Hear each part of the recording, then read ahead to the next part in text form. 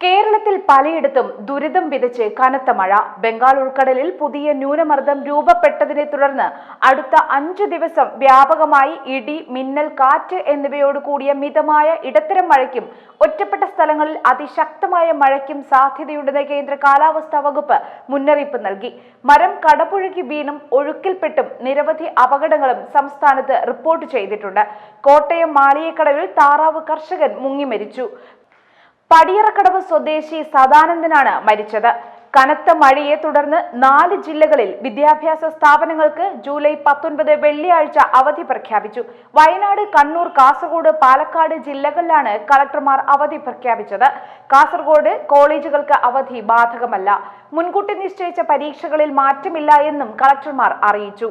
കാസർഗോഡ് ജില്ലയിലെ മിക്ക പ്രദേശങ്ങളിലും കഴിഞ്ഞ 24 മണിക്കൂറിൽ അതിശക്തമായ മഴയിൽ വെള്ളക്കെട്ടുണ്ടായ സാഹചര്യത്തിൽ മുൻകരുതൽ എന്ന നിലയിൽ ജില്ലയിലെ സ്റ്റേറ്റ്, CBSE, ICSE സ്കൂളുകൾ, കേന്ദ്രീയ വിദ്യാലയങ്ങൾ, അങ്കണവാടികൾ, മദ്രസകൾ തുടങ്ങിയ വിദ്യാഭ്യാസ സ്ഥാപനങ്ങൾക്ക് വെള്ളിയാഴ്ച ജില്ലാ കളക്ടർ K. ഇമ്പശേഖർ അവധി പ്രഖ്യാപിച്ചു. കോളേജുകൾക്ക് അവധി ബാധകമല്ല.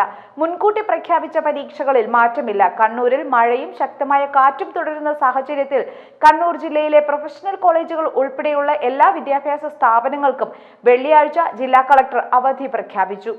അങ്കണവാടികൾ, ICSE, CBSE സ്കൂളുകൾ, കേന്ദ്രീയ വിദ്യാലയങ്ങൾ, മദ്രസകൾ, ട്യൂഷൻ സെന്ററുകൾ എന്നിവയ്ക്കടക്കം അവധി ബാധകമാണ്. മുൻ നിശ്ചയപ്രകാരമുള്ള പൊതുപരീക്ഷകൾ, യൂണിവേഴ്സിറ്റി പരീക്ഷകൾ എന്നിവയ്ക്ക് മാറ്റമില്ല. വയനാട് ജില്ലയിലെ വിദ്യാഭ്യാസ സ്ഥാപനങ്ങൾക്കും വെള്ളിയാഴ്ച അവധിയായിരിക്കും.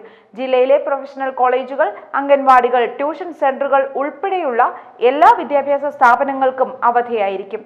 മുൻകൂട്ടി നിശ്ചയിച്ച പരീക്ഷകൾക്കും PSC പരീക്ഷകൾക്കും അവധി ബാധകമല്ല.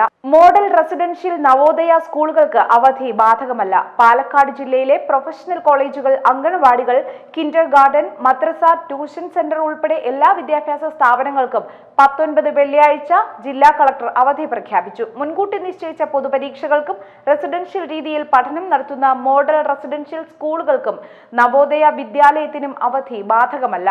കുട്ടികൾ തടയണകളിലും പുഴകളിലും ഇറങ്ങാതെ വീട്ടിൽ തന്നെ സുരക്ഷിതമായി ഇരിക്കാൻ ശ്രദ്ധിക്കേണ്ടതാണ്. മേഖലാ, ജില്ലാ തലങ്ങളിൽ മുൻകൂട്ടി നിശ്ചയിച്ച പാഠ്യേതര പരിപാടികൾ നടത്തുന്നുണ്ട് എങ്കിൽ സംഘാടകർ ഔദ്യോഗിക അനുമതി വാങ്ങേണ്ടതും വിദ്യാർത്ഥികളുടെ പൂർണ്ണ സുരക്ഷിതത്വം ഉറപ്പാക്കേണ്ടതുമാണ്.